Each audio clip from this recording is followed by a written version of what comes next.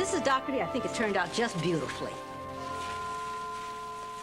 You look marvelous, honey. And isn't she the most beautiful bride in the world? And the most miserable. I do think the back is a little too long. Would you turn around, Miss Poole, please? Kate, I think your father ought to give her away. She thinks her father ought to give her away, and she's right. Did you check on that cable again? Cable? I sent cables, not cable. To London, Paris, Rome, Athens, Madrid, to Cairo, Marrakesh, Bermuda, Bombay, Nice, Monte Carlo, Salzburg, Vienna, Samoritz, Lausanne. Total cost $540.85. Total answers, none. There, that's better. It's lovely, dear.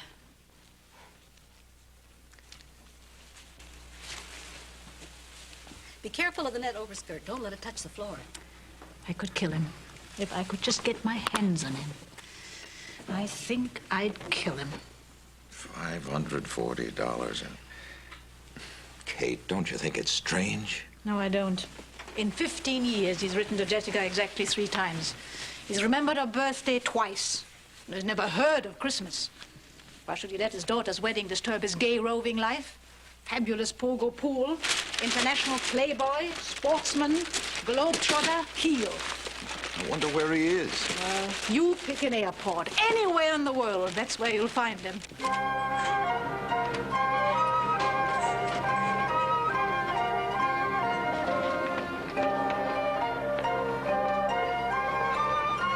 Anatawa totemo kirei hostesses. Domo arigato, sayonara. お疲れ様でした。さようなら。Thank you very much. Thank you.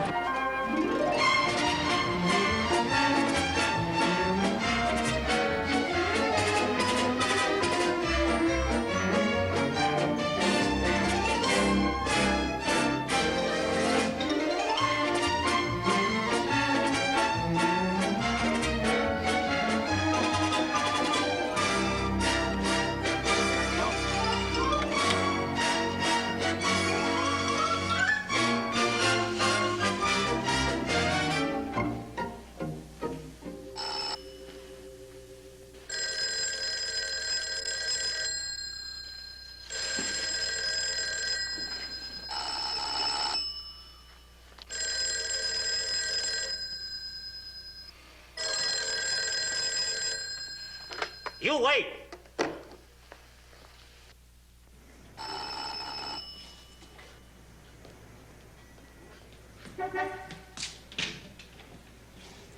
Good afternoon. Mrs. Doherty home? No, ma'am. Nobody home. What name you got? Toy. Go taxi, get bags, Toy. You stay here? I am the essential guest, Toy.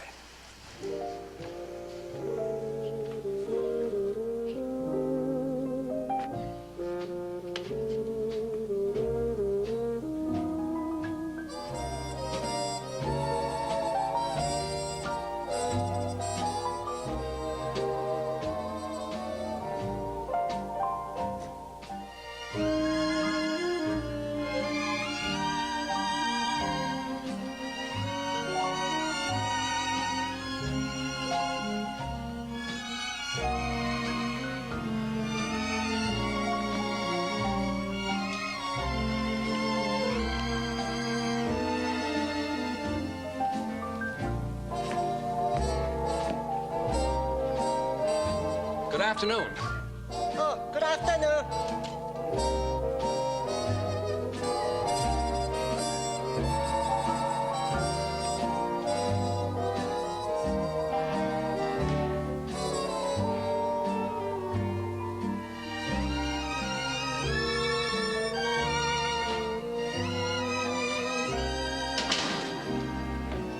All right, Toy, you can get me settled now and draw me a bath. Big Missy not tell me you stay here. Big Missy not know, but when Big Missy find out, Big Missy very glad. Now you take good care of this master, Toy. Him need friend. Him also need drink. Whiskey soda, Toy. Chop, chop. How come you talk so pretty good? Come war me fight Hong Kong, maybe 5, maybe 6 months. Ong we ke Hong Kong, si hao yao, tim yao fu. Yet nap ma ki, yet wai. Ho young, go to see, new che.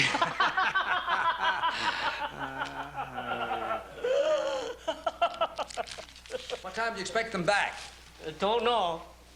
It's a nice old house, Toy. It's very hard to keep clean. Yeah, I imagine it must be. Hello, someone please answer this telephone. This is Homer. Yes?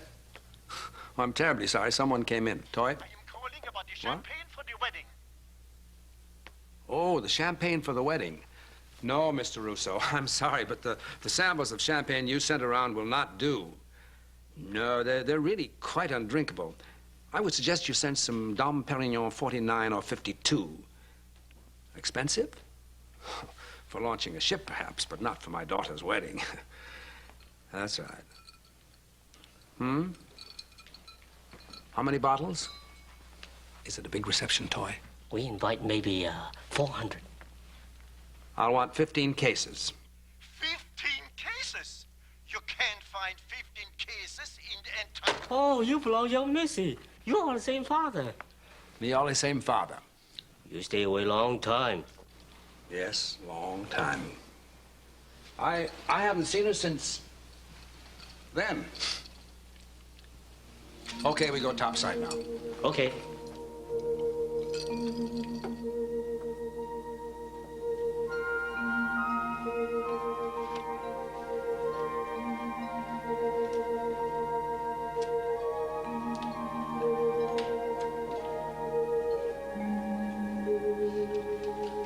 Is she beautiful, Toy? As beautiful now as then? Yes, very pretty. Now, this is no time to be inscrutable, Toy. Is she bright and charming and gay? Is she the most beautiful thing you've ever seen? Yes, very pretty, very grown up. I think you know recognize her now. Oh, I think I will. The thing I'm worried about is will she recognize me?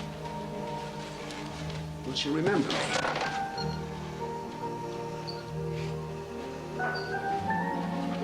Is this her room, Toy? Young Missy? Yes, ma'am.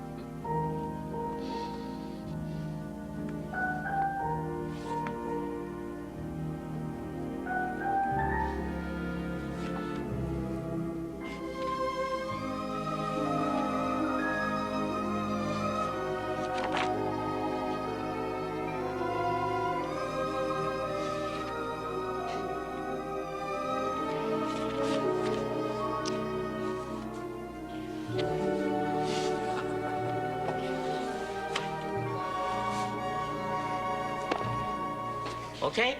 Okay, Toy. She remembers me. Now, I want a room with a view, Toy. I want to look out on the bay. Just room in front of the house. Look out on the street. I'm not going to look out on any street. But you guess. But the rooms on this side look out on the bay, don't they? Yes, Missy master bedroom, young Missy bedroom, master study, but no guest room. Oh. So this is the master study, hmm? But that room for you. No, Toy. I think this room for me. No, ma'am. You guess. Now, you may be inscrutable, Toy, but you mustn't be impossible. Move me in. But master no like. He doesn't sleep here, does he? Only when Big Missy get mad. That sounds just right for me. It'll bring back old times. Hoi kai chung yi fun ni ga fong. No cha fong ga fong. Dai ka ho si hao.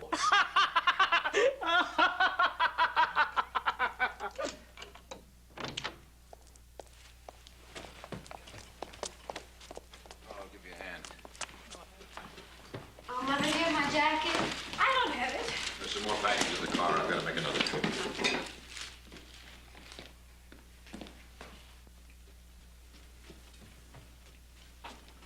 Put 'em right there, Toy. Oh, Toy. Don't tell him I'm here. I want to tell him myself. No, man. I not tell. Secret. That's right. Secret.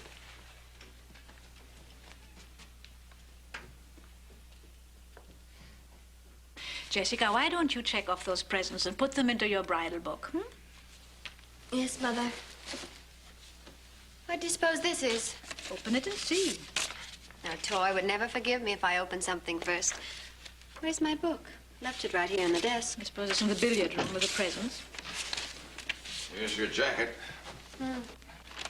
I'll give you a hand. Just pile them on.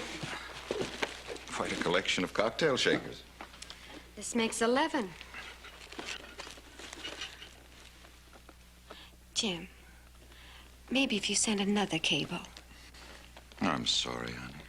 There's just no places left. Now, just put your cocktail shakers away. Okay. But I don't see why all your friends think I'm an alcoholic. Poor kid. Wouldn't you think he'd at least send a present? Hello? Oh, just a moment, please. Mr. Russo at the wine shop.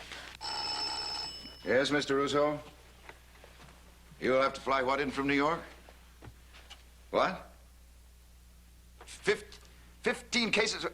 15 cases of what? Did you order 15 cases of champagne at $150 a case? No! Yes, cancel the order. 15 cases of champagne, $150. Father! Hello, daughter. Oh, it's good to see you. Well, the Hermit of Monterey. Hiya, Jim. Welcome to our city. We didn't expect you till later in the week. A pocket of fog came and sat on my shoulder, and I had a sudden hankering for the flesh pots. Where's my granddaughter? Jessica, come see. Where are your bags, Father? I left them at the club. Oh, surely you're going to stay with us this time. Nope. I'm fond of you both, but the conversation at the club has more variety. Mother, there's a great big silver bowl out here, but I can't... Oh, Grandfather. Hello, Cricket. Oh, you've come down out of your ivory tower. I'm glad. Oh. Only one thing could have brought me. Are you happy? Well, I'm happier now. I've missed you. You come so seldom. And you, not at all. They ask for you on Point Lobos. The waves pound at the rocks in fury, and the seagulls circle and complain because you've stayed away. On my cypress tree, does my lonely cypress still reach patiently for the sky? Patiently and reproachfully. I've told her that you're to be married, and there's a different sound now when the wind blows through. Oh, Grandfather. You do serve liquor here, don't you? You beat me to it. I was just digging out the ancestral bourbon. Thank you, Jim. You'll stay for dinner, Father, won't you? I will. It's just Jim and I. The young are being gay down the peninsula. Jess, how about opening this thing? It's the most interesting shape that's come in days. All right, go ahead. Now, if I can only figure out how to open it. Oh, Grandfather, Jim gave me a mink jacket as a going-away present. No, say, that ought to knock 'em dead in Paris. Oh, we're not going to Paris on our honeymoon. No, why not? No, you see, Roger got this notice of a big cattle auction in Hawaii, and there's a prize bull he thinks he might want to buy, so we decided to kill two birds with one stone. Practical, huh? Couldn't he buy a bull in Paris? All right, here goes. Holy mackerel. It's nobody I know. Now, really, what a thing to send a bride. It's a pretty expensive joke. These things are collector's items. No card. I'm not surprised. It is sort of beautiful, though, isn't it? Yes, yes, it is. Catherine, do you remember your Aunt Edith? Oh, wait till Roger sees this. Here, tell him it's an ashtray. I wonder who sent it. I wonder.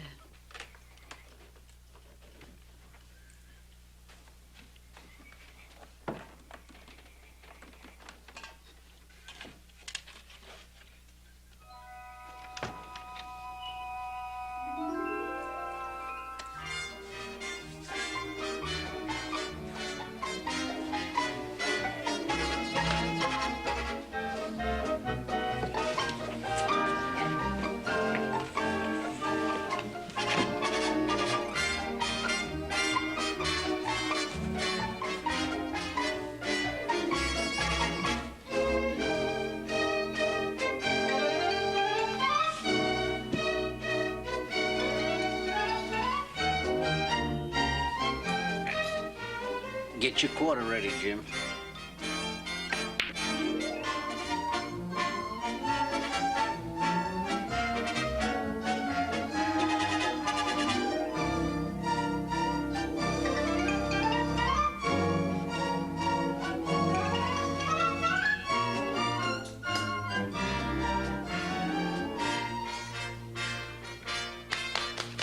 Hello, Catherine.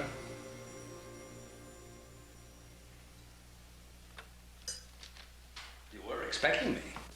No. I mean, yes. Now, where did you come from? Kenya. It's in Africa. I know where Kenya is. Most people don't. Aren't you going to ask me to come down?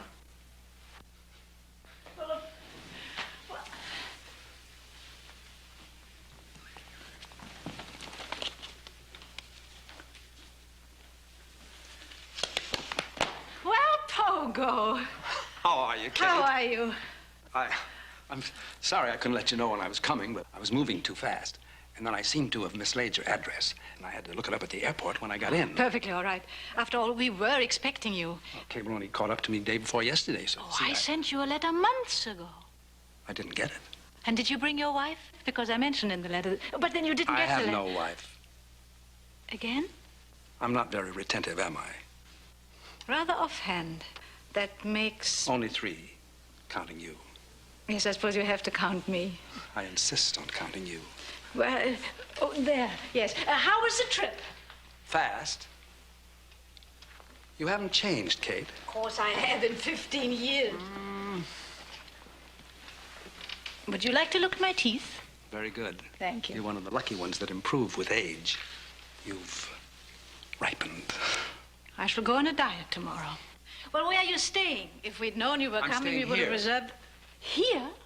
Your houseboy was good enough to take me in. I knew you wouldn't want me to stay anywhere Yes, but else. now with the Father wedding of and the all bride the and all people- that. Did Toy get you settled Beautifully settled. Delightful room. on the street? I'm surprised you didn't preempt one of the rooms looking out on the bay. Now, tell me something. Tell me about our daughter. What's she like? It's not too easy to tell from her letters. Well, she's like you in many ways. She's got all your charm. And, your gift for music. Does she play well? Uh-huh. Good. But she looks like you. No, more like your mother. Has she nothing of you? Well, she bumps into furniture. That sounds like the Kate I used to know. Okay, have you... Oh, Jim, this is my husband. I'm very glad to meet you, Mr. Dougherty. Kate's been telling me all about you. But she didn't tell you we were married. Oh, Jim. That's all right, Kate. I can prove I'm your husband. And I can prove that I'm not. Sounds as though we should congratulate each other, but somehow that would seem rude, wouldn't it? Well, I'm glad you've come. We'd just about given you up, and Jessica would have been disappointed. I'd have been horribly disappointed. Mighty good of you to ask me. Well, naturally, we'd ask you after all. No, most people in your position wouldn't. Well, nonsense. I can't You're tell her you how father. touched I was to receive that cable signed by you. Well, that was purely accidental. Kate asked me to send it. That was something extra special, to see your Naturally, name signed I was to it. anxious. Now, will you two stop being so chummy? Oh, Kate, your father wants the evening papers. I've been admiring your house, sir. Yes, it is a good one. And my grandfather built it. You'll find him here in this painting alongside Leland Stanford. It's the driving of the Golden Spike when they completed the first Continental Railroad. Charming. As a matter of fact, if you notice up the left... That paper, Jim? Oh, here's your paper. And here's your bourbon. Another drink? Oh, yes. Hello, Mr. Savage. Remember me? Of course I do. How are you, Biddeford? I couldn't be better. I'm very happy to see you again, sir. I take it you've come to give the bride away. I have. Good. It'll make Jessica happy. Where did you come from? Kenya. That's quite a way. I was way up on the Tanganyika border when the cable finally reached me. Hey, look at me!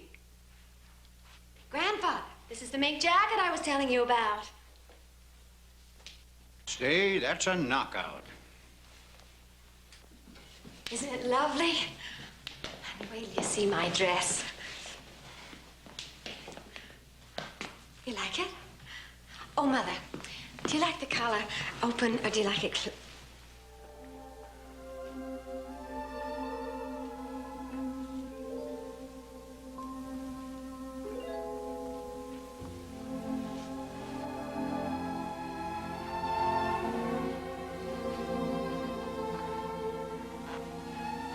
You were here. Yes.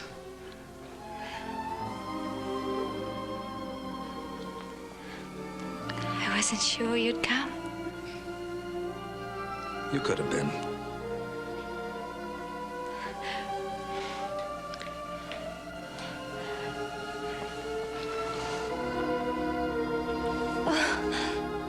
Oh, I'm so glad.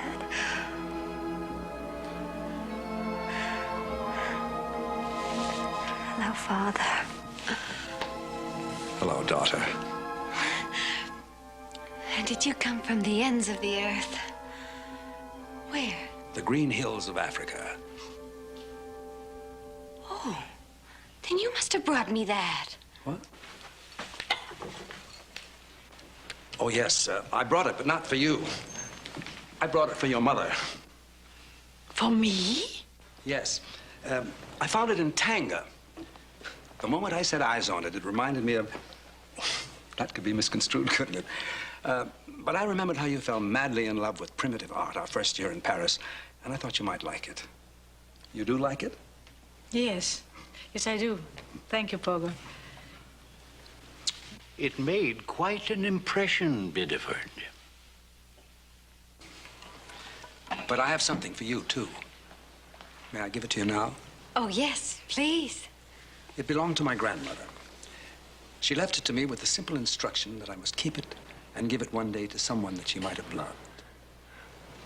I've kept it for you. Oh, that's beautiful. Perfectly beautiful. Oh, Mother, look. I'm speechless. So am I. Oh, I must see. Excuse me. It's really beautiful. It's an old Italian piece. 7 emeralds, and I forget how many pearls. 76. I said 76. I think your grandmother would be quite touched, Biddeford, to know you saved it for your daughter. Thank you, sir. So do I.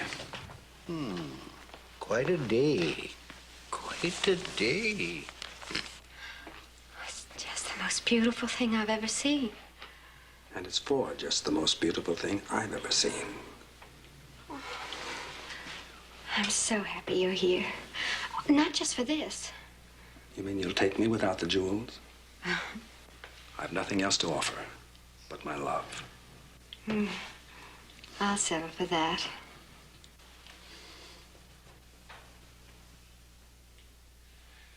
Well, I guess I'll run up there. Feel a little grimy from the office. I like him.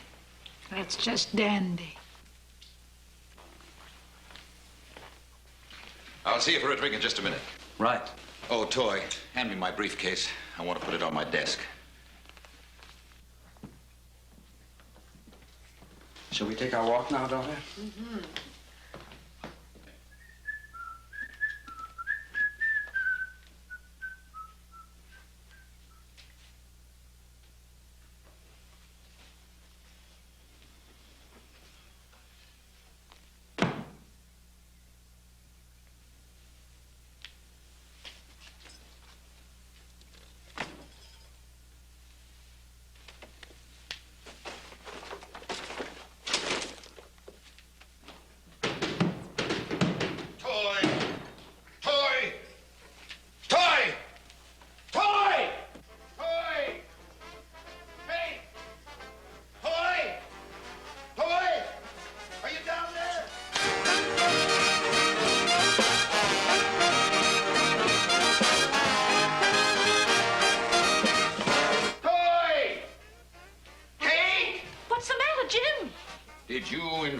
husband of yours to stay here with us? Ex-husband? No, I didn't know anything about it. He just moved in. And he moved me out. Those are my robes, my sports shirts, my shoes. Is he in the habit of moving into other people's houses without so much as a by your leave? Yes, Jim, he does it all the time. He always has. And you stand for it? I'm not married to him any longer. Look, if you think that's something, wait till you see in here. This is really something. He's even moved the desk. Oh, well, he always likes his desk against the wall. But this happens to be my desk. And look in here. No, I don't want to. Look at this. He's even changed the weight regulator on my exercycle. Get him out of here. I can't. Toy! Toy! Jim, they hear you. They're in the garden. My study is my study. Jessica saying, look, my weight regulator. I can't help it. Nothing wrong, I hope. No, I don't think so. We do a lot of shouting around this house. Now, tell me about your beau. I didn't get your mother's letter. His name is Roger Henderson, and he's divine. Well, that just about covers everything. No, we met at college. He was 2 years ahead of me. It was one of those wild campus romances. He was an all-American Ed. Big man on the campus. All the girls swooned. But he only had eyes for you. And he's smart, too. And sweet, and kind, and gentle. What does he do? He's a rancher. His family have a big ranch up in the Sonoma County in the Valley of the Moon. They breed Black Angus. His father retired, moved to Santa Barbara, and Roger owns it all alone now. Father, he's wonderful at it.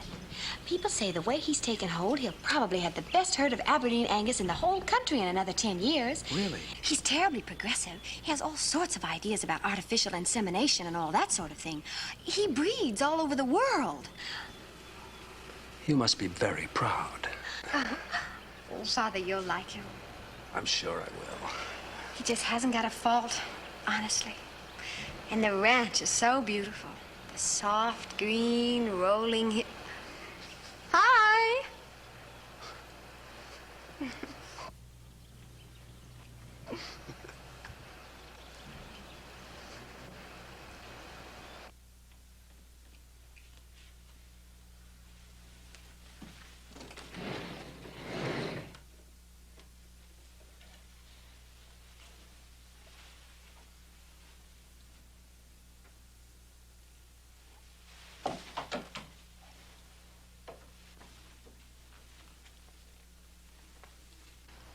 Isn't it clear and beautiful today?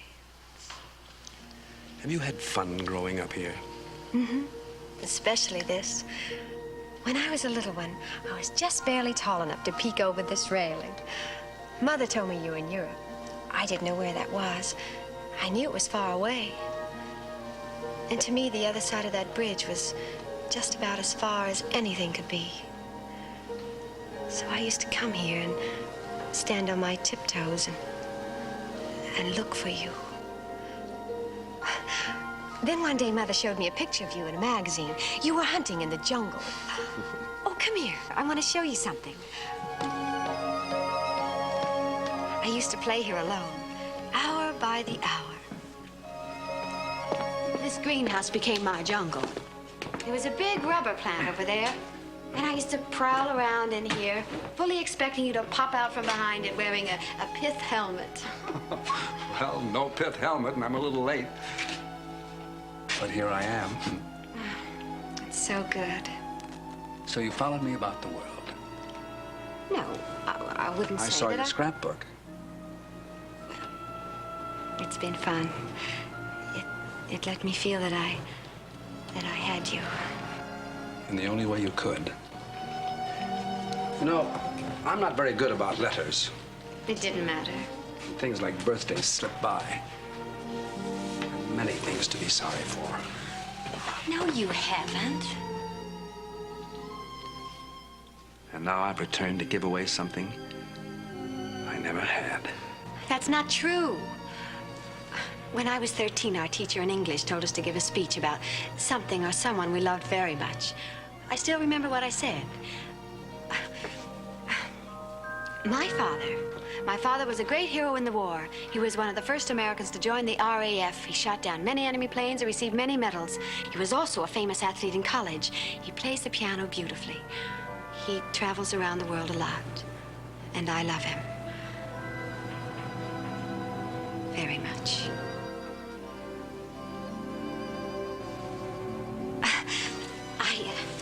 I did a sketch of you to go with it, but it sort of made you look like a Doberman pinscher. That lean and hungry look. You could have been a great pianist if you'd worked at it. Who told you that? Mother, I guess. It's not true. I did work at it, and I wasn't good enough. At one time, I decided to become the greatest pianist in the world. And then I discovered it simply wasn't in me, so I said to hell with it and went about my business. Business? Pleasure. Oh, I don't believe it was as simple as that. Oh, it wasn't simple at all. A life of pleasure demands a concentration and a self-discipline far beyond the capabilities of most. Don't ever try it. It's frightfully exhausting. There's so much to see and so much to do in so little time. So little time. I know. You? I worry terribly about people dying before they get a chance to do the things they want to do. Sometimes when I'm playing Mozart, I find myself crying because he died so young. Or when I'm reading Shelley or Keats, you know, I'm a terrible weeper. Weep for the quick, not the dead. The ones who have to keep running. Like you? Like me. Hello. Well, have you two discovered each other? We certainly have. I like that. Oh, it's just an old rag. And you were being foolishly modest, Kate. She does have something of you. There's certain little mannerisms. The way she looks at me, for instance. I remember that look. I think. Hadn't you better put that necklace away, honey? Oh, yes, I guess I should. But I hate to take it off.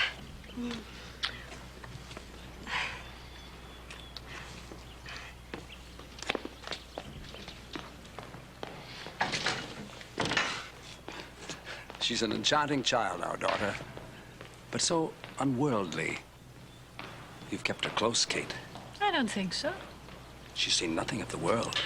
I don't think she'd be any happier if she had. You think she's ready for marriage? Yes, And you're happy about it? very. You don't think that Jessica's a bit young and untried? No younger than I was when I married. But look how that turned out. We wouldn't want that to happen again, would we?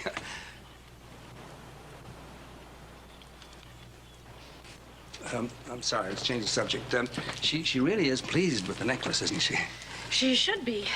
I was, too, What do you mean? when you gave it to me.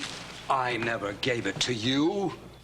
You gave it to me the night before we were married. And then you took it away when you left. That's stealing. Nonsense. How could I possibly give it to you? I always knew I'd keep it for my daughter.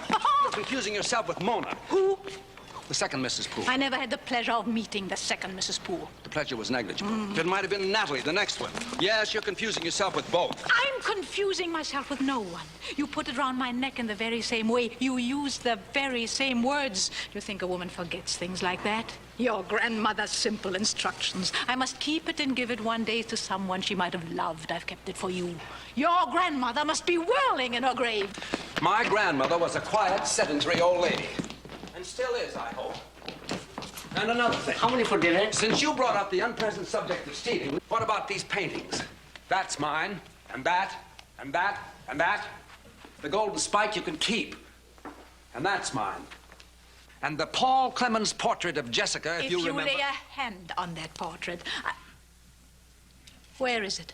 I took it up to my room. Well, you will bring it back down. I will not.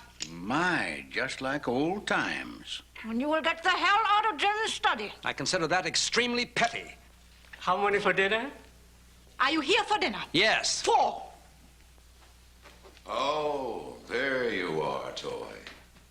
Seems to me you and I have a few things to talk about.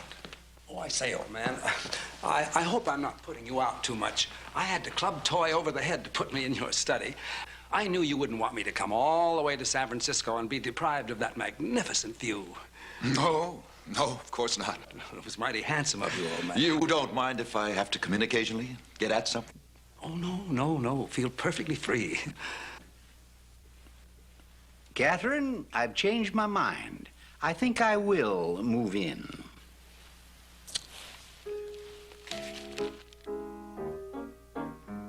Jessica? Pardon me.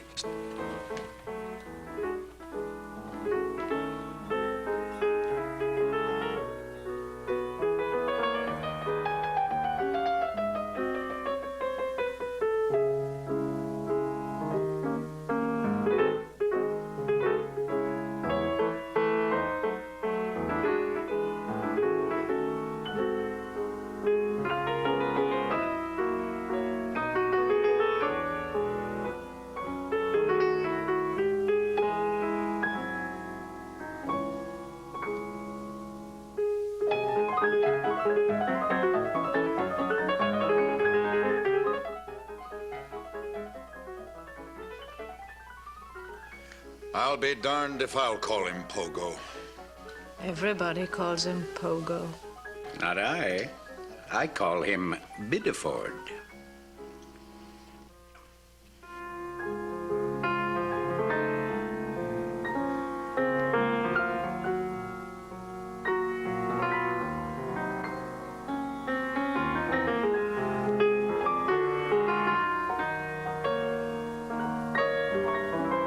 You're good.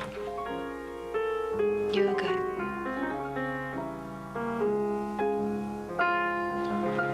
We're both good. Together.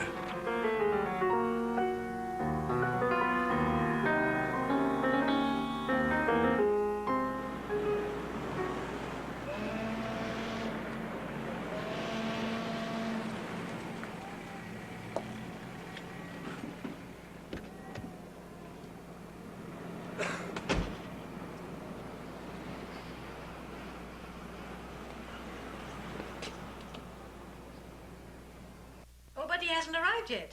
But we're expecting him any moment. Yes, I'll give him the message. No, I won't forget. All right, thank you. What are we going to do tonight while the young are out dancing? We're going to bed. Is that the best you can offer? It wasn't an offer. Watch yourself. Very hard. Watch yourself. Very hard. Thank you. Watch yourself. Very hard. Toy, there's no need to keep saying, watch yourself very hot. We all heard you the first time. Yes, ma'am. I've always heard that San Francisco was the gayest, most wildly exciting city in the West. It is. Well, We're just dull people. watch yourself. Very hot. Hello, Toy. Hey, look at my girl. Oh, Roger, he's here. My father's here. And look what he brought me. Hey, that's beautiful. Father, this is Roger. Hello, Mr. Poole. I'm very happy to meet you, sir. So you're the young man who's taking my little girl away from me. Well, I hope you won't mind too much, sir. Hello, Mrs. Dougherty. Jim. Oh, Roger, your foreman called from the ranch a few moments ago. He said it was important. Oh, thank you. What'll you drink, Roger? I wouldn't care for anything right now, thanks. I'm sure you know how much it means to Jessica for you to be here, sir. That's quite a thing you brought. I only held it in trust for her. A sacred trust. Oh, I can hardly wait to get to the party. Yeah, everybody in town will know about it by tomorrow. I guess this is as good a time as any for me to say that, well, to say how wonderful your daughter is. I know I'm just about the luckiest guy in the whole world. Well, I hope you're going to be happy about it. That Roger, why don't you save your speeches for the usher's dinner, huh? Oh, come here. I want to show you what your Aunt Sarah sent us. Excuse me. I don't know what it is. You'll have to explain it to me so I can thank her properly. Nice boy. I like him. I like him. He's not the frivolous type, is he? True blue, tried and true, up and coming, down to earth. Have your fun, Pogo. But don't underestimate him. Roger's a tough, strong-minded young man who knows where he's going and knows what he wants. And he's got her. It's as simple as that. It's never that simple. What do you mean? Now look, Pogo Poole. I don't know what's on your mind, but I warn you right now. If you do anything in any way to upset this wedding, I'll cut your throat from ear to ear in a public place. Telephone. Hello? Roger? Roger.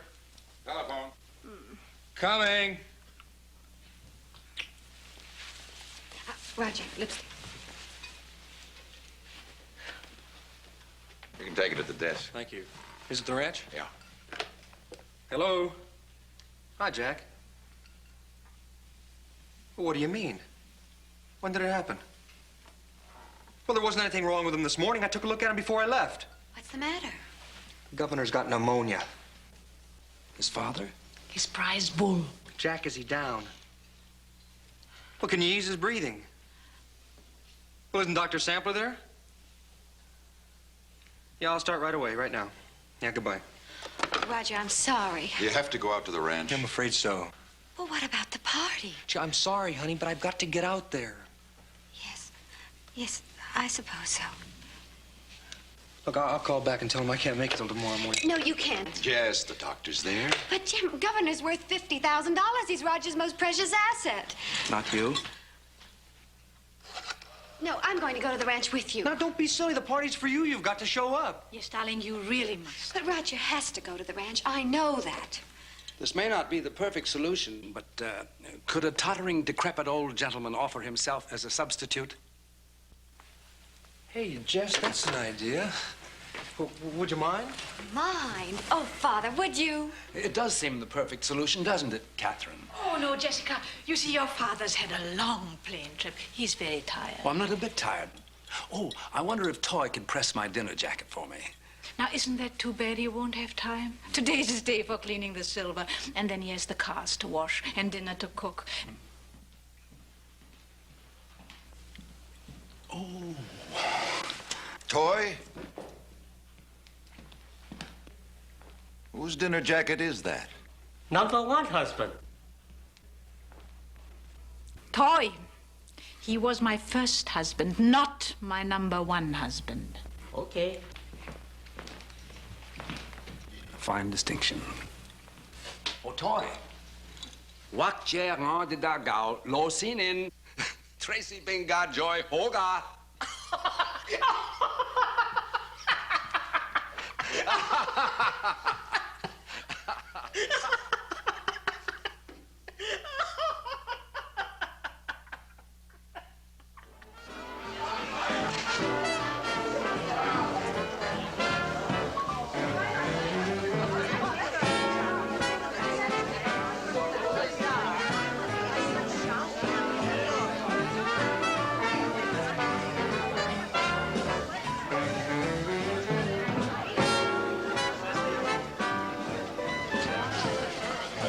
Hi, Jess.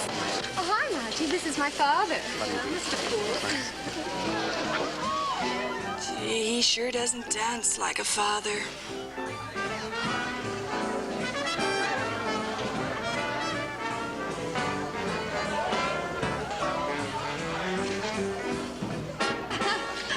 Oh, it's a lovely party, Mrs. Thompson. Thank you. We're so delighted to have you, Mr. Poole. Thank you so much. Believe me, Fred, when they rezone this property, it should be worth millions. George, I'd love to dance. Of course, dear. You just go right ahead. This is a great opportunity, Fred. Believe me.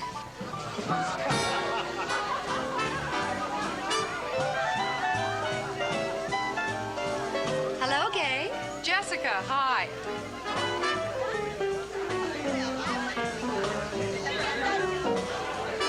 Listen, will you stop leading me? I'm really embarrassed, Walter. You haven't danced with Jessica all evening. After all, she is the guest of honor, and I'm giving the party. Okay.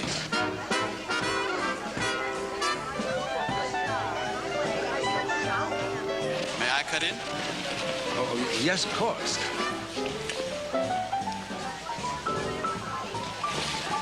Hello. May I?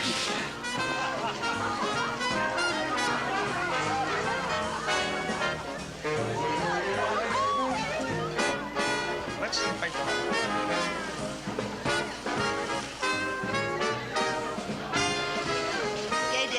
was looking for you. Oh, but Mother... I'm afraid it's rather important, dear. Now, the last time I saw him, he was in the clubhouse. Run along. Goodbye. Goodbye. Shall we dance? Well, thank you.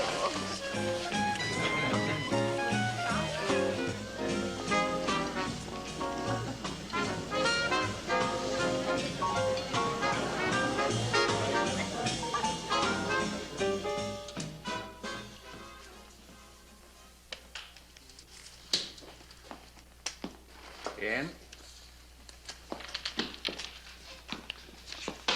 15-2. What are you in such a swivet about? I should be there, watching my daughter. Why? She's with her father. That's exactly why. He has the most amazing talent for making people dissatisfied with what they have. Suppose he were to talk her out of getting married.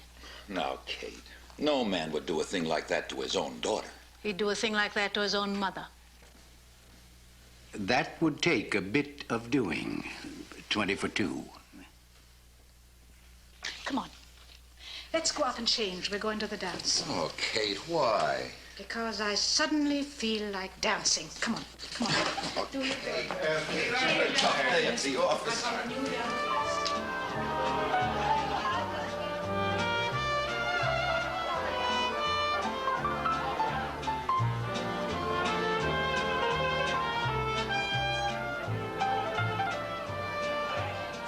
Want to dance? Mm.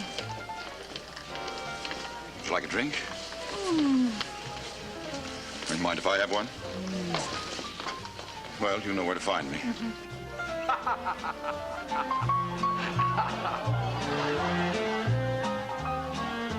Look, there's Mother. I had a feeling she'd come.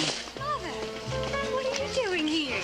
Well, Jim got restless, and so we decided to come and see what was going on. Good party? Wonderful. You look charming, Kate. Thank you. Mother, come dance with him. Oh, no, I don't feel like come that. on. I promise not really. to step on your feet, Kate. Thank you, but I... Oh, Mother, please, for me. I want to see you two dance together. Well, dear, I really don't think it'll be that much of a spectacle. Have fun.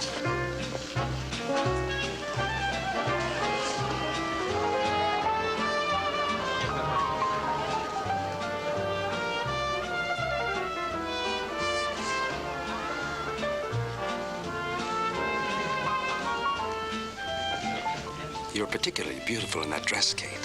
Thank you. As beautiful as the last time I saw you. Do you remember the last time we danced together? No. I do. Capped Antibes, Eden Rock. We had just come back from that small, lonely island in the Aegean Sea where Rupert Brooke is buried. And we're still filled with the glow and romance of it. And the mimosa trees were in full bloom. I'm glad you came tonight, Kate. It's good to hold you in my arms again. We're only dancing.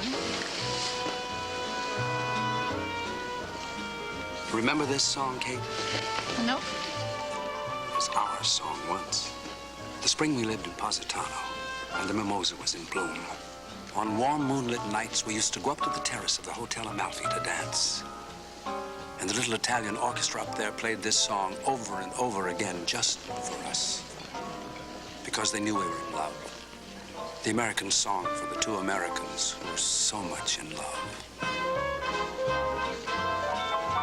Lover, when we're dancing, keep on glancing in my eyes till love's own entrancing music dies.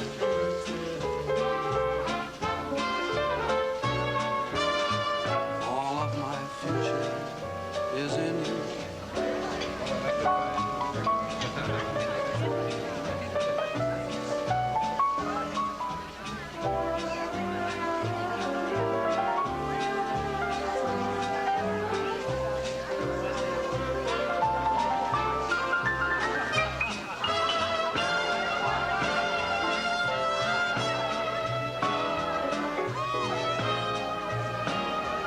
Fears depart, lover, I surrender to my heart. I don't remember it. You don't? It was never our song. We were never so banal as to have our song. Don't be callous. What's more, there wasn't any orchestra on the terrace of the Hotel Amalfi.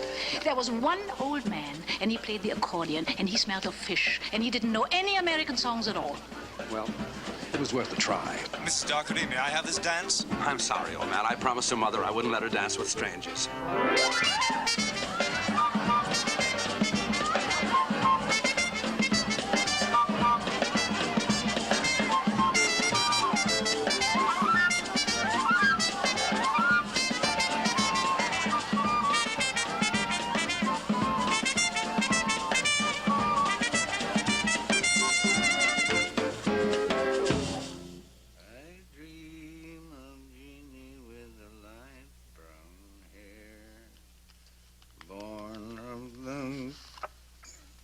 Daisies in the summer air.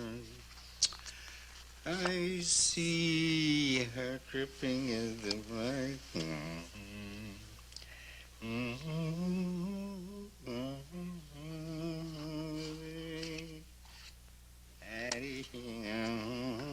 Is he here? No, he went for a walk before breakfast. Has Roger called back? No, not yet. I suppose that bull's using the phone. I may be a little late tonight, honey. I have to spend the afternoon in court. Hey. Oh, Jim. But I'm so worried. He's up to something else. I feel it. Kate, we've been through all this before. What could he be up to now? Well, last night, before going to bed, he sent a cable to Paris. How do you know? Oh, I just happened to pick up the extension for... No, I didn't hear anything. He'd already sent the cable. Was just asking the operator when it would get to Paris. You just happened to pick up the phone. Well, I have a right to pick up my own phone. If you want to make a call. Now, why would he send a cable to Paris? Maybe he knows someone there. Oh, that must be the answer then. Huh? They just delivered a cablegram. Toy put it on the table there. That's it. I knew it. That's it. Kate. Kate. Wait a minute. There are ways and means. Kate. You can't do that. Want to bet? I used to be good at this.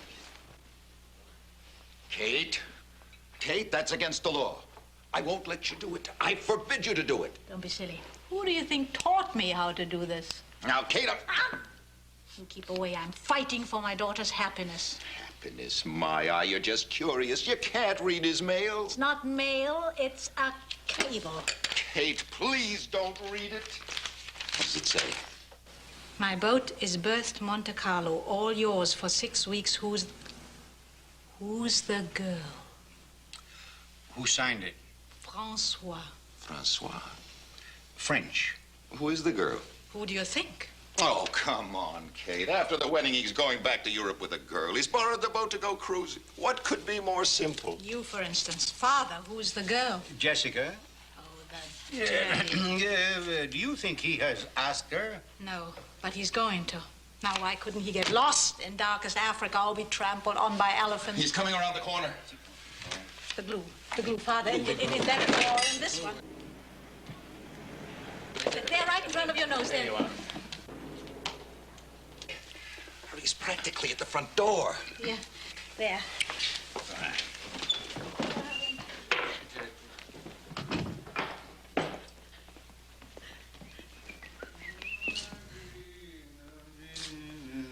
Good morning. Good morning. There's a cable for you. On the table. Oh, thank you.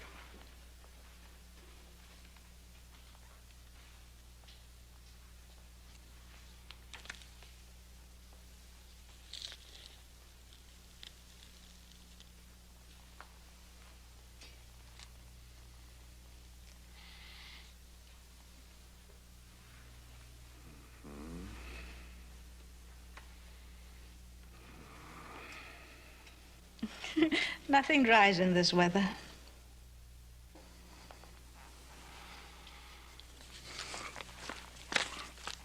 excuse me. I'll go up and bathe.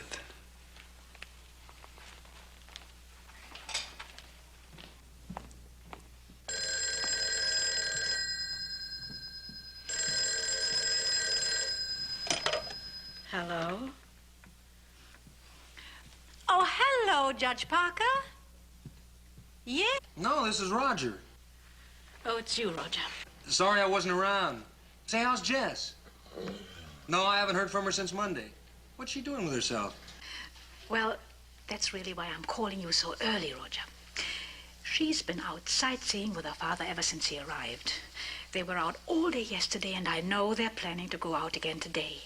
Now, I thought it would be nice if you could come in and spend the day with them. Now, Roger, you shouldn't feel that way about it. Oh, there was a bull. But he's all right now, isn't he? Yes, he's all right now, but I'm knocked out. I haven't slept for a couple of nights. You think it's important that I come in, huh? All right. Have him wait. I'll get there as soon as I can. Goodbye.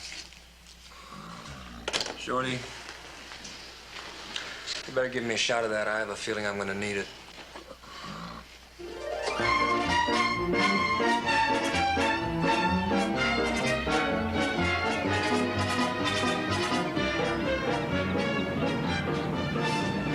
There we are. Thank you. It's romantically beautiful, your city. It's like sailing into the Bay of Naples, sailing Rio de Janeiro, Hong Kong, all rolled into one. I wonder if San Franciscans really appreciate San Francisco. Of course they do. Oh. Popcorn, Roger?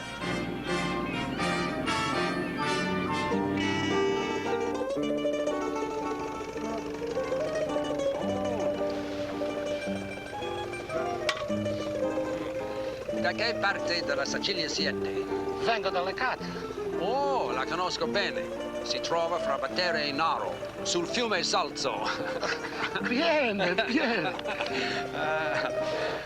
Domani faremo una scampagnata a Goat Island e vorrei se dei suoi migliori. You know something? I might easily have watched these grapes grow. In '55, I visited an old friend of mine, Baron von Krantz. He has a charming little castle on the Rhine overlooking all the vineyards at Oppenheim. Father, to you.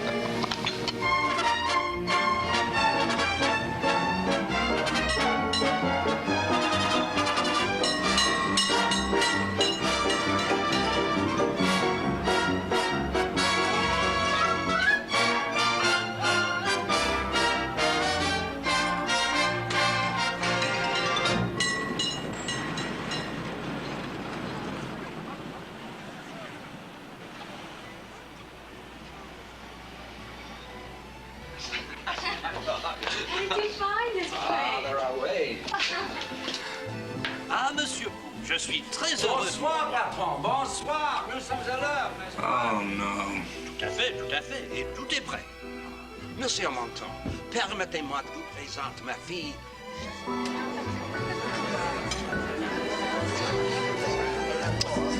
Alors, elle dit, cela vous plaît, monsieur? Non, répond monsieur. Je m'en fiche de votre quiche.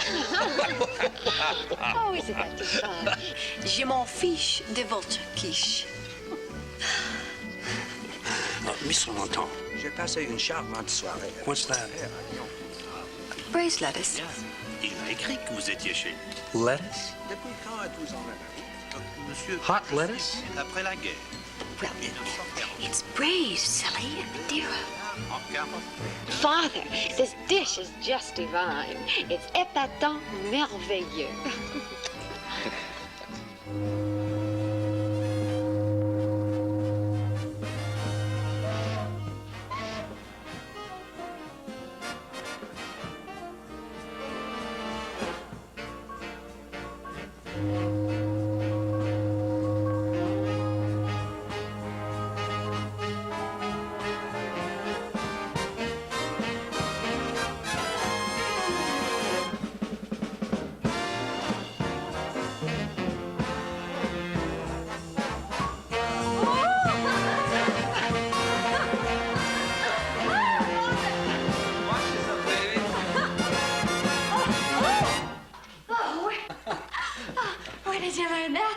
Well, that was taught to me in a little nightclub in Portofino by the Duchess of Crevecoeur. The Duchess?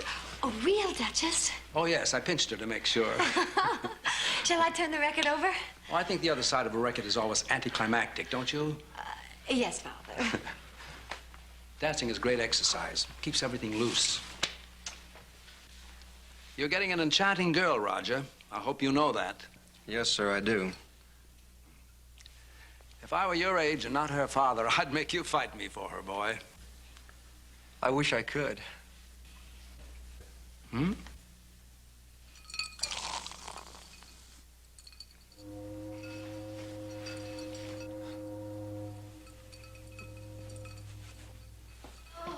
Wonderful night. What an absolutely perfect night. Dinner and wine, walking home to the fog. Oh, but we shouldn't have walked home to the fog. You're gonna catch a cold. I never catch cold. Well, it's time for me to be running along. Roger. Gee, I'm sorry, Jess, but I've been up 2 nights with that bull.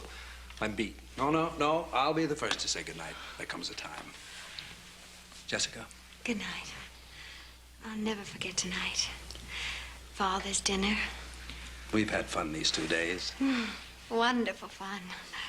Thank you for showing me your city. Oh, no, it's been you. Everything new through your eyes. Thank you for showing me my city. I wish I could show you the world. It would be nice. Well, Roger. Good night, sir, and thank you. You do look a bit washed out. Better get some rest. Good night. Well... Good night, good night. Parting is such sweet sorrow that I shall say good night till it be morrow. Sleep dwell upon thine eyes. Peace, peace. I can't remember. Good night. Oh, he is wonderful, isn't he?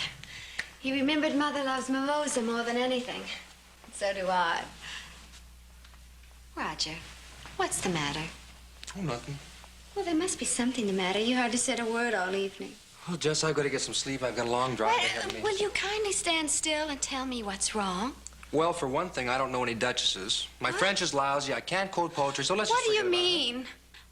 Roger, we were having fun. it. Okay, you were having fun. Didn't you have any fun? I'll call you tomorrow, huh? Good night. Roger! I'm not the continental type, that's all. Now, look, you go ahead and have a ball with your father, and I'll see you at the church on Saturday. Good night. Roger Henderson, you come back here. I've been trying to hold my temper. But if you want to know what's the matter, I'll tell you. I spent the whole day listening to him talk about where he's been and what he's seen. Doesn't he ever give anyone else a chance to say one word?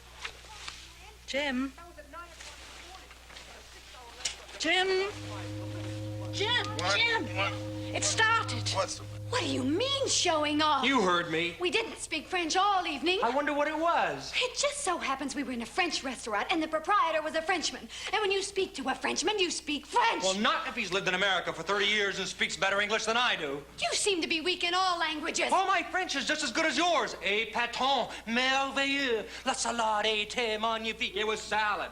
Plain, ordinary salad. It was not plain ordinary salad. It had upland cress in it and wild dandelion leaves. That's what my cattle eat. You don't see them dancing around yelling, épatant, merveilleux. And all that fuss about wine. Oh, le cordon, Charlemagne, le rhum, les contis. Oh, it just so happens those are two of the greatest wines in the whole world. Listen, my ranch is in the wine country. I'm surrounded by vineyards. Now, when we want a glass of wine, we drink it. We don't say a prayer over it. Domestic wines. These were imported. What am I supposed to do, fall in a faint? And let me tell you something as a cattleman. You know, it's a crime to take good prime beef and pour all that brown gunk all over it. Brown gunk? You call the heavenly sauce brown gunk? Yeah, brown gunk, yeah. And what makes you think your father discovered that little French restaurant? My Aunt Sarah goes there twice a week for dinner. Well, your Aunt Sarah gives me a pain. She gives me a pain, too, but what's that got to do with it? Jessica, I just sat there like a stick all evening. All I I said was you don't have to be French all evening. One would think you're already married. Roger hated the whole evening. I didn't say that. I just don't see why they'd be ignored all evening, that's all. To the proprietor. Well, I gather that you and your father had a lovely evening? Yes, we did. And that Roger didn't. I certainly did not. Well, I suppose I could have warned you. I was way out in left field all evening. That's not true. Father made a tremendous effort. He kept turning to Roger all the time. He even asked you how your old bull was. He asked me in French.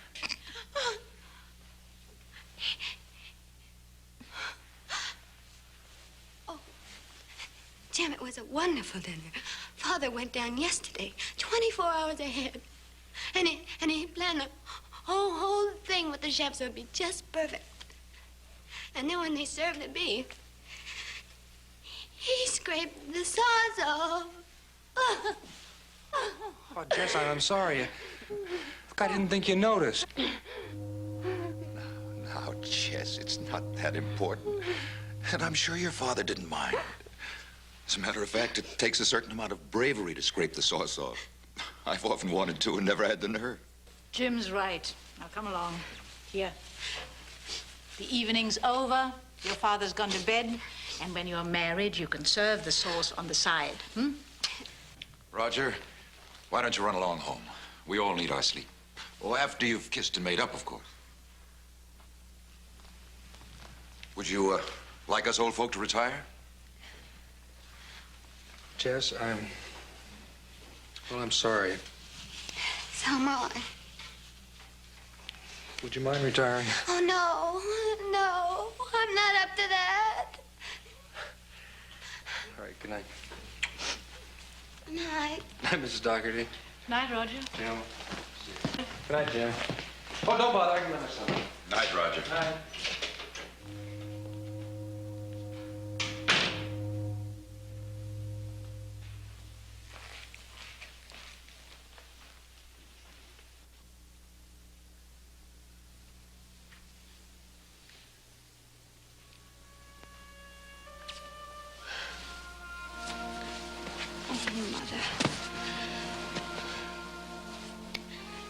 What's the matter with me? Nothing serious. Well, what? I suspect you're suffering from a rather violent attack of Pogo Poole. It's a common female complaint, but not fatal. You treat it as you would touch of liver, say. Eat lightly, drink moderately, go for long walks. I'm an authority on the subject. I had one of the most serious attacks known to men. And got over it. Thank goodness. Mother. Or would you rather I wasted away? Once you've had an attack, you're immune. Though I'm not sorry you had it. It's like a vaccination. All my life, I've romanticized my father.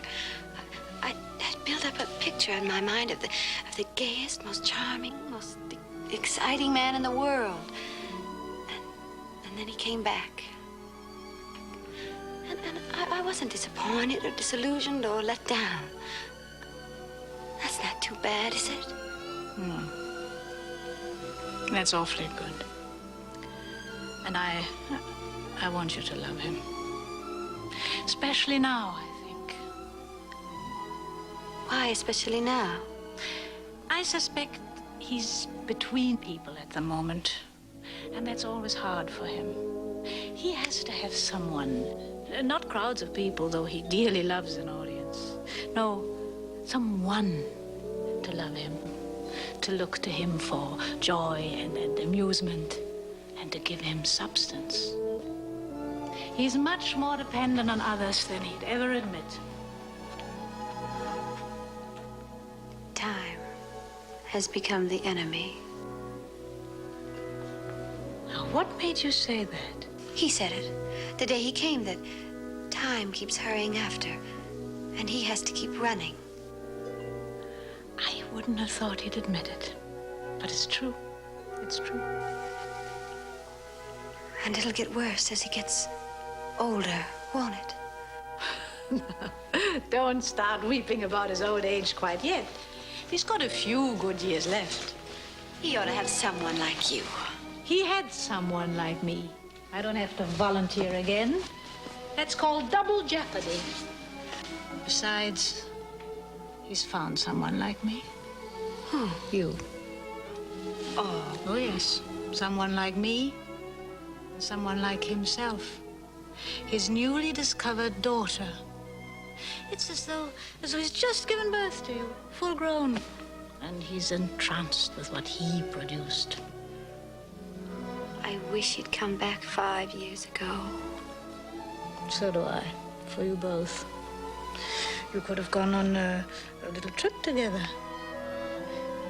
He might have shown you the world. But he's missed the boat. You're taken. You see that, don't you? Yes. You're going to be married. Yes. Funny, I ought to get a lot of satisfaction out of his being alone. Come. Let's go to bed. Mother, are you really completely cured of your case of Pogo, Poole? The doctors say I've made an amazing recovery. I should think it would seem rather strange having him here in the house now with Jim. Well, I do feel a bit illegal. And when he swept in here with all this mimosa, just as he did in the old days. Well? Didn't you feel a slight quiver? Not a quiver. I just wondered whether it would keep until Saturday. I'm afraid it won't. That's the trouble with mimosa. It dries up.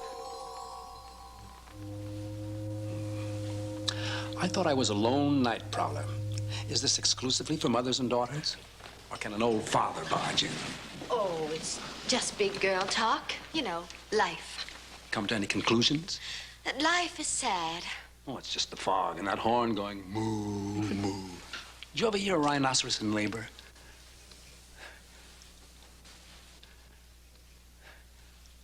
I came down for a nightcap. Wonderful. I'll fix it for you. What would you like?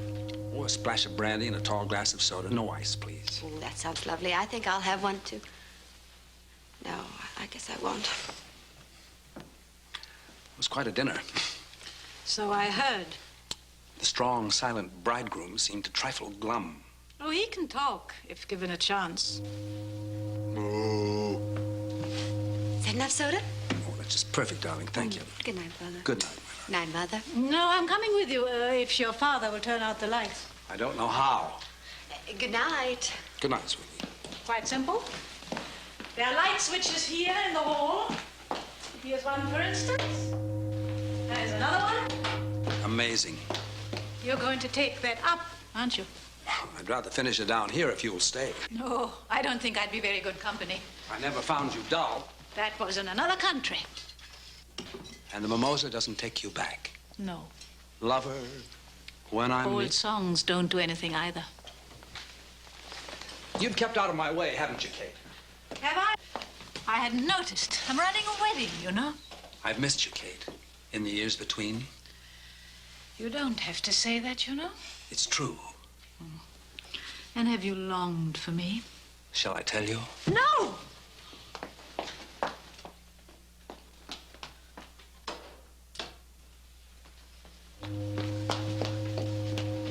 What a pity our marriage didn't work out. Tragic. I finally figured out why. Did you? Yes, you got bored. No. It was because we loved each other so much we tried to possess each other too fiercely. You could put that to music, too. Am I wrong? You couldn't stand being possessed, could you? You always wanted to own without being owned. I still do. Look, may I go now? What do you do, Kate? When? When you're not running a wedding, what is your life? I'm a happy, contented woman. Do you have fun? Yes. But not the fun we had together. No. I found a different kind of fun now. The fun of blessed tranquility. And you like that? Mm-hmm. The fun of blessed tranquility. Good night. The fun of blessed tranquility. Poor Kate. Don't you poor Kate me. Put out the light, will you? Kate.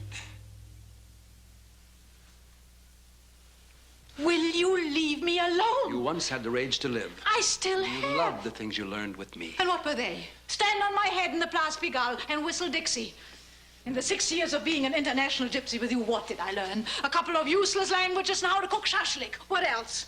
Everything else, poor Kate. And the mimosa does bring it back, doesn't it? You're lovely against the mimosa, Kate. And I can remember... Oh, it's not that easy. You can't run away from it. You're still there on that lonely little island where Rupert Brooke is buried. High on a hill, now, against a dark sky. Wind-blown and eager. Fresh and young. We are high on a hill in San Francisco, and it's 1,080 years later, and I'm windblown every day of my life. Don't you turn it on for me, Pogo Poole. I'm a middle-aged clubwoman, and I like it. I like it. I like it. It wasn't Dixie, it was Swanee River. And will you kindly leave Jessica alone?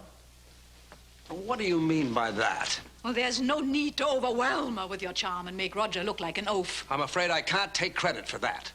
I'm sure he's a self-made man. You've done nothing but upset things ever since you walked into this house. You've upset Jim, you've upset Jessica, you've upset Roger, you even upset Toy. Now, how have I upset Toy? Well, you're in his kitchen 10 times a day. I am invited by Toy. Well, stay out of my kitchen. Oh, I'm sorry. I'm terribly sorry. You were quite right to do that. No, I shouldn't have done this. I'm terribly sorry. You did exactly right. It's just that you pushed at me so. I'm sorry. You were quite right to hit me. Would you like to hit me again? No, thank you. Did it hurt? Well, I must say, your hand hasn't lost its touch. I hate doing that. I thought I got over doing things like that. Why should you get over it? Well, I'm a big girl now. Grown up. Nothing particularly grown up about keeping things bottled in. That was one of the things I always loved best about you. When you flared quickly, and then all was serene. Our fights were never touched with bitterness. Well, I'm glad of that. And another thing, too. I never remember your hitting me without kissing me afterwards. For old time's sake, Kate.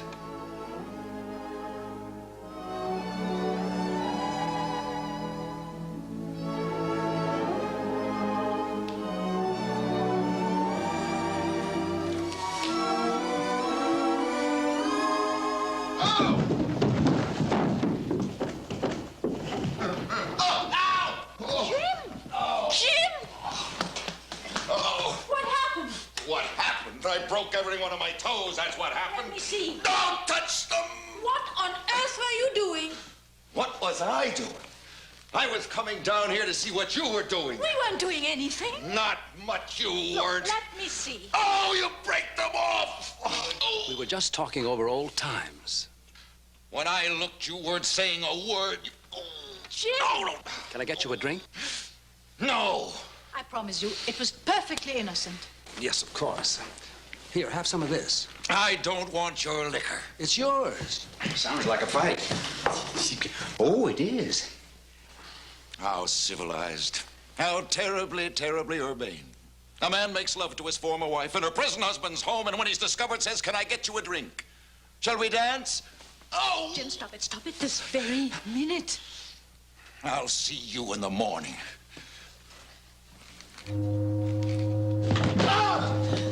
Jim! Oh, Jim! Not again! Oh, it's the other foot. Oh, did you hurt yourself? No. Jessica, come up to bed. Try the other foot. Now, you can walk, huh? Yes, How do you feel? Oh, I feel fine. Just dead. Just gently, gently. Oh. Well, don't keep me hanging. Then what happened? Oh, I made a small passage, your mother, and... You what? It's a cruel thing to do.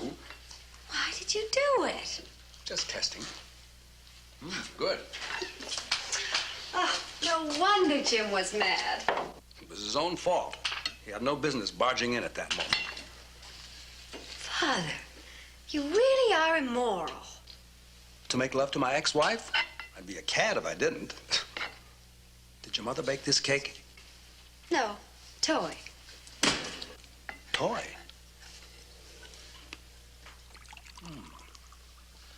I wonder if he'd be interested in traveling. With you? Not a chance.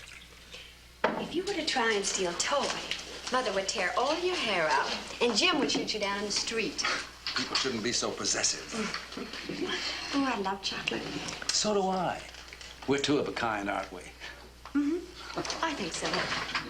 I'm light-hearted, irresponsible, romantic, impractical, and impulsive. Does that do it? That does it. You have grown up, haven't you? What did you expect? I don't know. I never pictured you grown up, even when I got word of the wedding. I saw you as I last saw you. A chubby little girl in the portrait. And in all the years between, I've never given you very much thought. Now I'm corroded with regret. Regret? Oh, for the things we could have done together. All the good things of the world I'd have shown you. But you did. In a scrapbook secondhand. Well, perhaps it was better that way. Now you see me all grown up. But I was a chubby, awkward little thing until I was 16. I'd have cramped your style. Maybe. But now, the things I could show you now that you're ready. There's a small, lonely island in the Aegean Sea where Rupert Brooke is buried. The grave lies in a small clearing, and the path up from the sea is rocky and overgrown. Have I said this to you before? No. No. Ah, Jessica, such things to see and do. To sail into the Gulf of Corinth, the water so blue it seems unreal, with the whitewashed houses of Delphi in the distance, and Parnassus looking just as it did when Agamemnon consulted the oracle.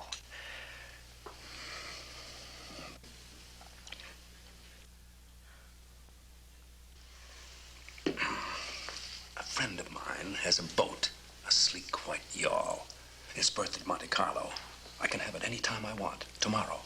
All I have to do is send him a cable and tell him when. Oh, Father, that sounds heavenly. Shall I send it now? Send what? The cable, to say that I must have the boat, that I want to show my daughter the world, and the world my daughter.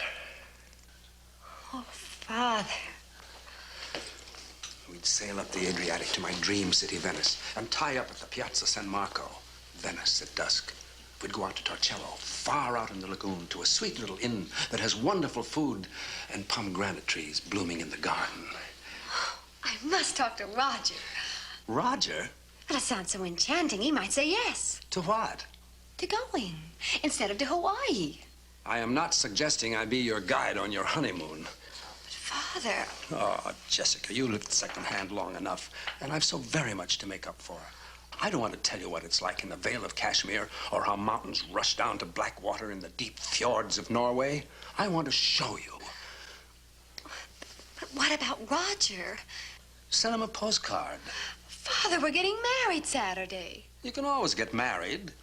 But what would I say to him? Goodbye. Father.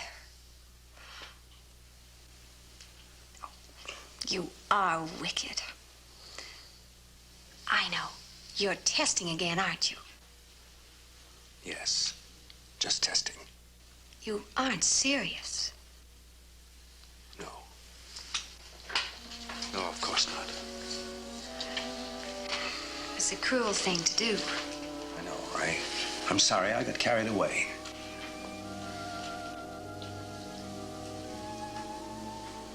We never will do those things, will we?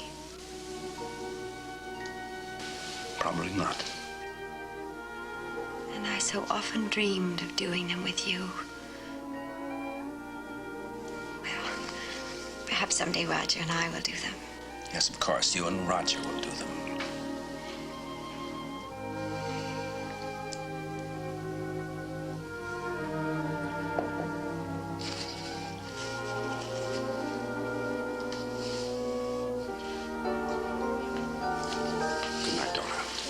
Good night, Father.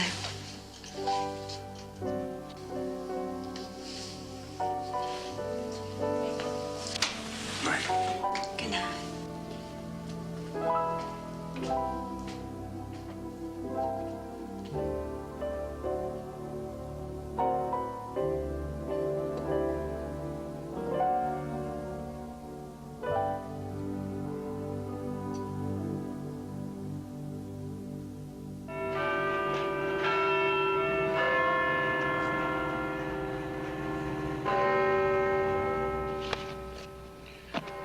with the seating list, Kate. Bob and Nancy Patterson, first or second pew. They're only second cousins. Second pew. Hi, sorry we're late. We had the most awful time. Roger and Jessica aren't here yet. Where are they? Girls. They went out to the ranch for lunch with her father. The girls. Come on, Kate. You asked me to help you with this. Now I'm doing all the work. I wish they were gone. Oh, how I wish they were married and gone. So do I. Now, where do I put the Pattersons? Oh, what do I care where you put the Pattersons? Put them where you like. They're your family. You don't have to be so smug just because all your relatives are dead. Present company accepted, of course. Thank you. Something's going to happen. I have a feeling. What made them decide to go out to the ranch today of all days? It was my idea. What? And a brilliant one, too. I called Roger early this morning, and I said, Roger, this man may be Jessica's father, but he's doing a job on you, and you've got to fight back. Now, where do I put the Loomis? It was your idea? Kate, where are you going? Someplace where I can scream. Well, Roger thought it was a good idea to get Pogo out to the ranch. Let Jessica see him against the background of Roger's good, simple life. It's bound to turn the trick. Jessica's no fool. No, but you are. Oh, Jim, honestly, how could... Kate, what could possibly be wrong with that? I don't know. But something tells me it was a terrible mistake. Something tells me you're right. Hi, old Silver. My. Well, what happened to you? He fell off a bull. I don't find that funny. Well, how badly were you hurt? Maybe we'd better call Dr. Knapp. Oh, it was nothing, really. Roger's vet took very good care of me. Mother, I think he ought to be x-rayed. Nonsense. There's one thing I can say for myself. I'm not brittle. I fell off a horse, too. Quite a day. For years, I've been saying I'd never met a horse I couldn't ride. I met him. All right, Roger. What happened? Well, I thought it would amuse Mr. Poole if we had sort of a pickup rodeo. Some of the boys did some roping, rode a few broncs. Then we got out a couple of wild steers. The next thing I know, he wanted to try it. Well, I tried to stop him. Oh, you tried to stop him. You told him he was too old. Well? And then you deliberately gave him the wildest horse on the ranch. I didn't deliberately. He's not the wildest horse on the ranch. I can ride him. Every one of my hands can ride him. The Chinese cook can ride him. And that wild steer, Mother, he egged him on. He dared Father to ride him. He insisted on riding him. Why would I dare a man to ride a wild steer? I'm not out of my mind. He might have been killed. Oh, yes.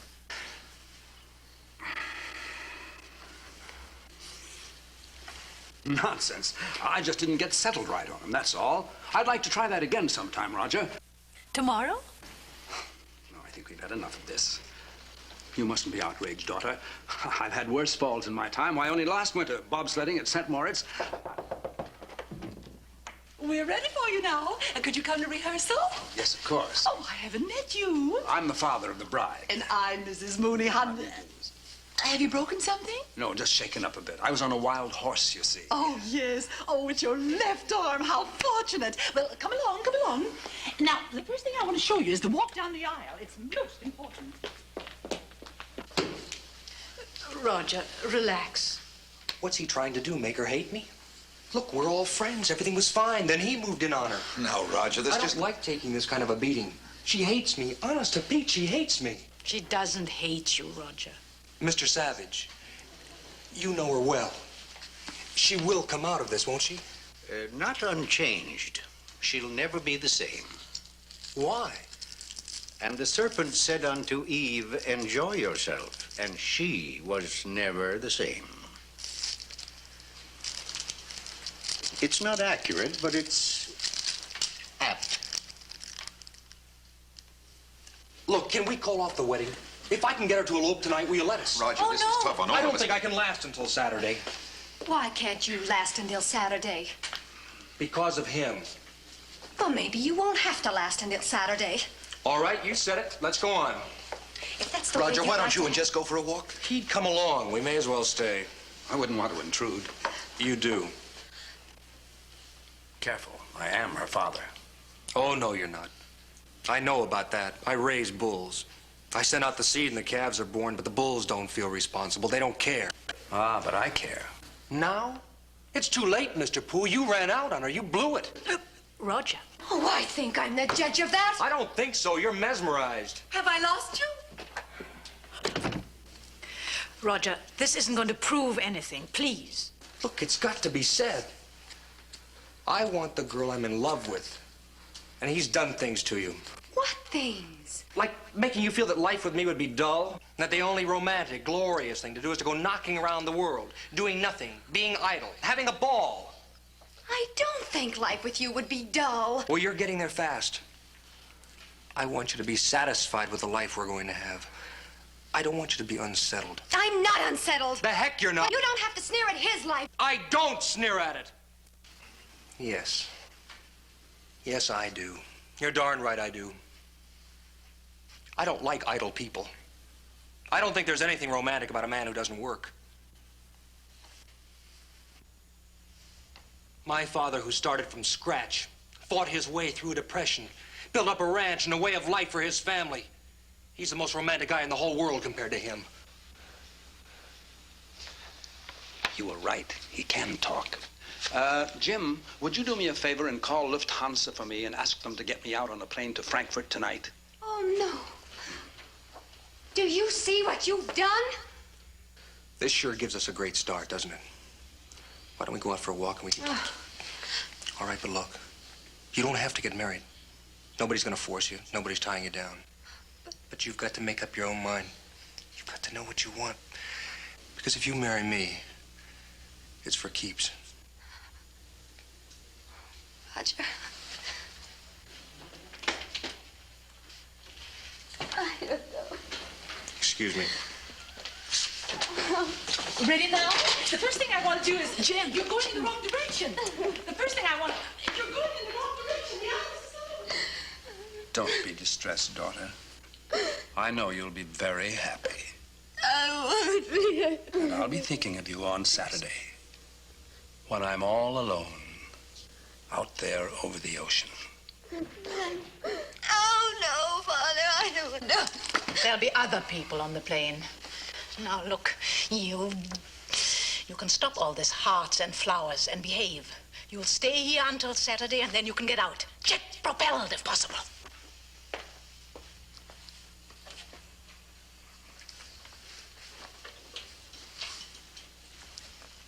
I'm glad I came, Jessica. Now remember that. I'll always be glad I came. And I shall treasure the memory of these few days I've had with you. No, Father. Now, the first thing you're all going in the wrong direction.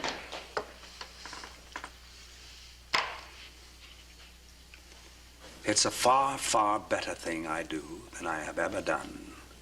It's a far, far better rest I go to.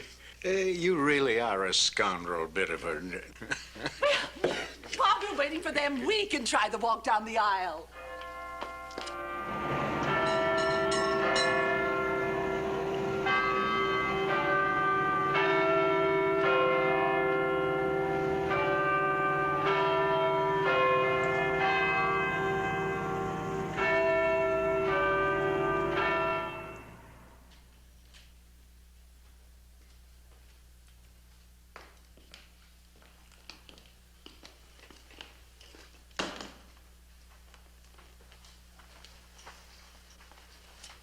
Hello, Biddeford. Oh, I didn't see you, Mr. Savage. I was looking for you before. I don't mean to be clinical, but you're limping on the wrong leg. You caught me unawares. Will you join me in a little farewell drink? Always. Good. Leaving already, huh? I thought your plane went at 8 o'clock. At a time like this, you don't wait upon the order of going. You go. Besides, I think the atmosphere at the airport will be a little more friendly. Bourbon? Ice, no water. Have you seen Jessica? The door was locked. It's just as well. I think I said it all. Has she made up with Roger yet? No, but she will. For a while there in the church, I thought you had her. So did I. What was it that licked you? The things he said? No. I can beat him at words. It was something more basic. The sexual appeal of a young buck in his prime. Nothing more. Mr. Savage, Would you say, as the young buck suggested, that I am essentially worthless? Well, you're one of a fast disappearing breed, Biddeford. A pleasure-seeking man of leisure in a sober world. I am obsessed by beauty and danger and spend my life in the search. Is that trivial? To the serious-minded, yes. And you're outnumbered these days, Biddeford. Oh, but who am I to judge? I spend my life on a point of land trying to write like Henry David Thoreau and failing. I'm sorry I asked. No, no, no. You'll find it's not the truth that hurts. It's the sudden realization of it. There's one thing I'll say for Kate. She always marries men with a taste for good whiskey. Father?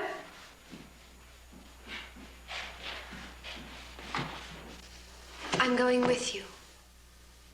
Sex isn't everything. That's what I keep telling myself. Where's your mother? I'll go see her in a minute. But first, will you take me? Will I take you?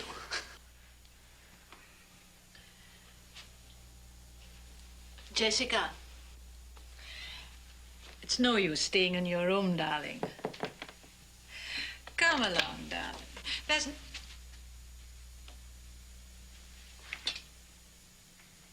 Jessica? Jessica! Jessica! All right, Pogo Poole. Mother. Jessica, take those bags and go back up to your room. She made up her own mind. I'm going to Europe with Father. You're going back up to your room. Mother, I'm not a child. Think of Roger. If I'm old enough to marry him, I'm old enough to jilt him. Jessica, look at me. 48 hours before a wedding, you don't suddenly decide not to get married because you'd rather go to Europe? Why not? What about Roger? I wrote him a letter. I explained everything to him. That's just dandy. He can pass out copies at the church. You don't look at me. Darling, you love him. You know you do. That's not the point.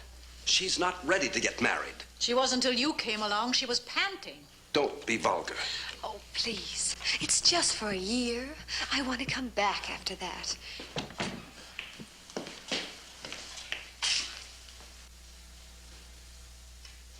Jess. Roger, it's only for a year. Oh, I'm not asking to be taken back after a year. If I'm going to do this, I want to do it fair and square. But if the one I love is still here and alone when I come back and still wants me...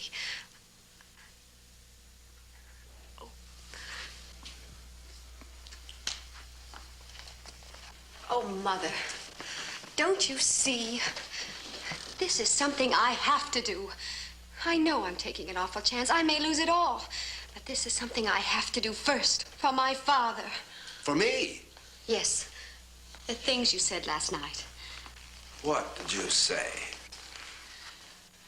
That you're alone. What else? That you need someone to love you, to look to you for joy and amusement, to give you substance. I wasn't aware that I needed substance. Do you remember what you said the day you came? There's so little time. So little time. You shouldn't take me too literally. And you said something else. Now I've come back to give away something I never had. You said that too. That's true, but it's not fair. Don't you see? You mustn't be alone. No matter what's happened in the past, it's not fair. The most terrible thing in the world is to be alone and lonely in your old age. In my old age? He needs me, Mother, to fill up the emptiness in his life. If I were to let him go away now, alone, I should feel a lack in myself all my life, a sense of failure. Because I never let my father have his daughter, just for a while. His daughter, newly discovered, newborn, full grown, to give him love and comfort and unquestioning worship.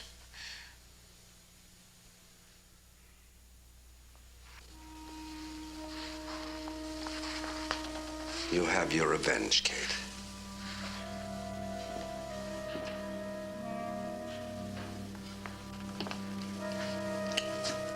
So this is how one falls into old age. Pushed from behind. Father? Did I say You must have something? sacrificed yourself for me, my darling. I'm alone. And I'll go on alone. No one's to blame, certainly not you. I'm the father you never knew. You're the daughter I had to meet to love. We met and we must part. There's no other way. Your mother was right. I missed the boat in oh so many ways. There's nothing you can do for me now. Just as long as I know that you love me.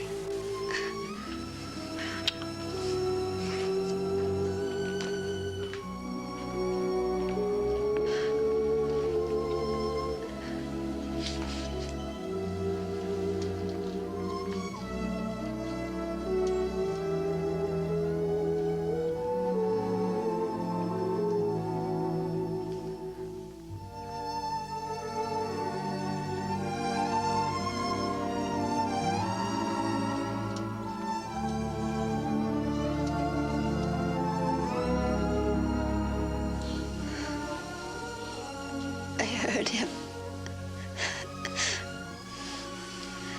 And I heard you. No. The two men I love. I came back to tell you.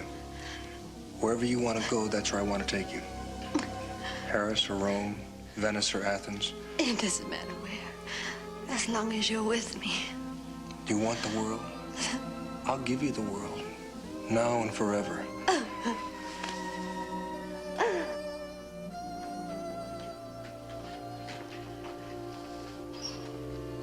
Thank you for not taking her away from us. It was you. You know that, don't you? Because of you. I wanted to show our daughter the things we had together. You can't go back. My years with you were such glorious years, Kate. I thought perhaps I could relive some of those good times with her. It's no good to try. Believe me, it's wrong to go back. Only if you're alone. I know. It's no good alone. Kate, remember the things we did together? No. No, I can't. I can. I have total recall. I can remember a hot, dusty day in a little town in Sicily. We heard the call of a wooden trumpet and found a young boy who would tell our fortune. He was no more than 17, with black eyes, black curls, and a tall, pointed hat. You said he looked like a Renaissance page. The fortune, long life, and great happiness. Poor guy, I guess he could use a drink, huh? Yeah, I imagine he could.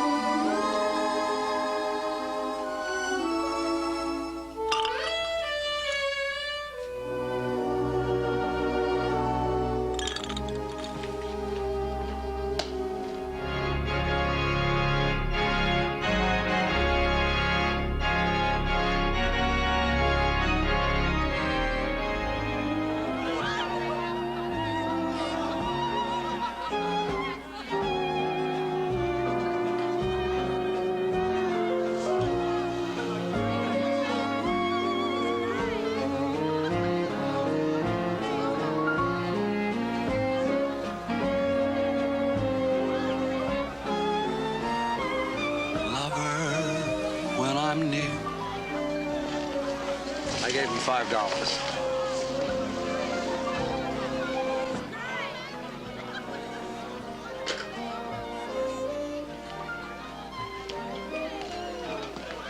I've got to tell you something. What? His plane leaves at 6:20. I just checked with the airport. Biddeford's? Well, there's plenty of time. He has 2 tickets. 2 reservations. 2? In whose name? Both in his name. Well, I shouldn't think it would be Jessica. He gave her away. Well, then who do you...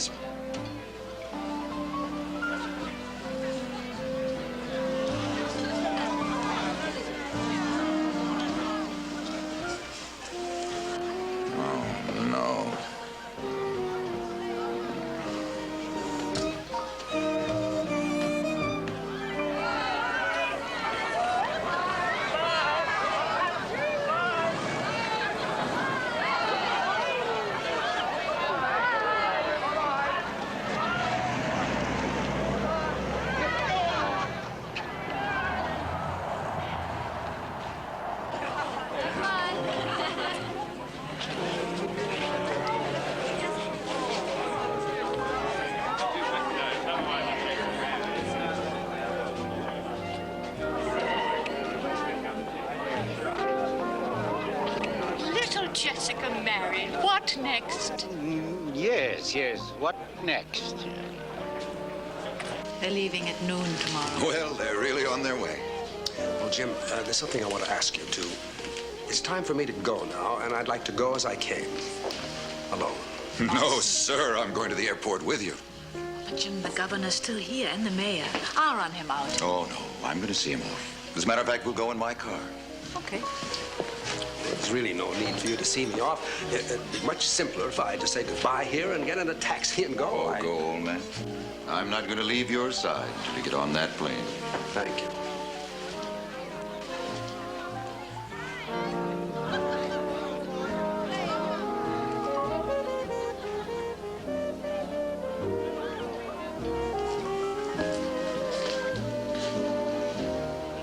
Lufthansa German Airlines Flight 451 is departing from gate E4 for Frankfurt. United Airlines jet mainliner Flight 274 is departing. Well, I don't see why we have to watch him go. We said goodbye already. I just want to see him get on that plane. Well, it's just plain silly. I've got so much to do at home. That's his plane.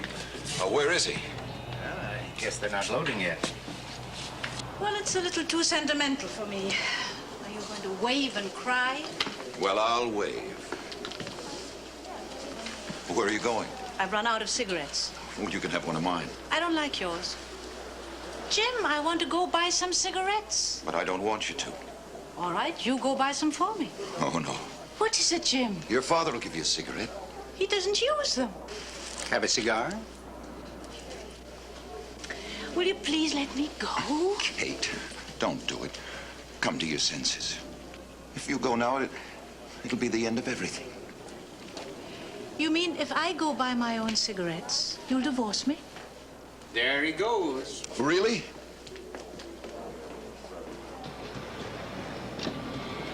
Goodbye, Pogo! Goodbye! What's that he's carrying? It's Jessica's portrait. Jim, he's got Jessica's portrait. Pogo! You bring that back! Pogo, Poole, bring back that portrait! Kate, let him have it. After all, the poor guy's alone. That's the one thing. Who's that with him? Kate, he's got Toy. Toy! Toy, you come back here! Toy, where are you going? Bye-bye! I go see World! I'm in the GNC where Rupert Brooke is buried. Okay, we go see? We go see. Goodbye. I'm awfully glad you asked me. I'll sue you, Pogo! I'll sue you! Toy, come back here! Toy! How chung lo seen in?